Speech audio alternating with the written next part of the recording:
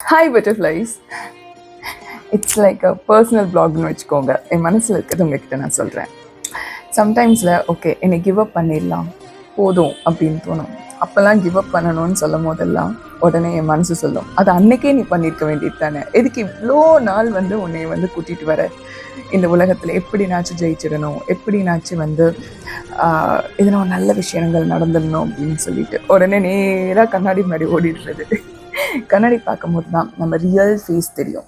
அப்போ நம்மளோட சோல் சொல்லும், சரண்யா இன்னும் கொஞ்சம் தூரம்தான், கொஞ்சம் நாள் தான், இவ்வளோ தூரம் கடந்து வந்துட்டோம், எவ்வளோ பெயின் வந்திருக்கோம், லைக் இவ்வளோ தூரம் நம்ம நம்பிக்கை இழந்திருக்கோம், ஐயோ இவ்வளோ கஷ்டமாக இருக்கே அப்படிலாம் இருந்திருக்கும்.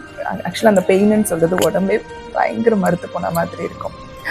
அப்பெல்லாம் கடந்து வந்துட்டு எதுக்கு கிவ் அப் பண்ணுறேன்? கிவ் அப் பண்ணுறதுனால என்ன வரப்போகுது உனக்கு? யாராச்சும் உனக்கு செலை வைக்க போகிறாங்களா? ஒன்றும் கிடையாது. கிவ் அப் பண்ணிவிட்டு நீ போயிட்டீங்கன்னா மற்றவங்களும் என்ன சொல்லுவாங்கன்னா, அப்போவே சொன்னேன் அப்படின்னு சொல்லுவாங்க, இல்லை அப்போவே கணிச்சேன் அப்படின்னு சொல்லுவாங்க, ஏன்னா எனக்கு தெரியும்ப்பா அந்த பொண்ணுலாம் லைஃப்பில் பெருசாக வராதுன்னு எனக்கு தெரியும்ப்பா அப்படிலாம் சொல்லுவாங்க. நோ, இது நம்மளுக்கு கொடுத்த ரொம்ப அழகான life. We have to live it. ஒரு பியூட்டிஃபுல்லான லைஃப். ஸோ எனக்கு சொல்கிறது தான் நான் உங்களுக்குமே சொல்கிறேன், அந்த பிம்பத்தோட இந்த லைஃப் கிவ் அப் பண்ணாதீங்க. It's really beautiful. One day நம்ம கண்டிப்பாக நம்மை செலவச்சுப்போம் பெருசாக. நன்றி, வணக்கம். திருத்தணி முருகனை துணை.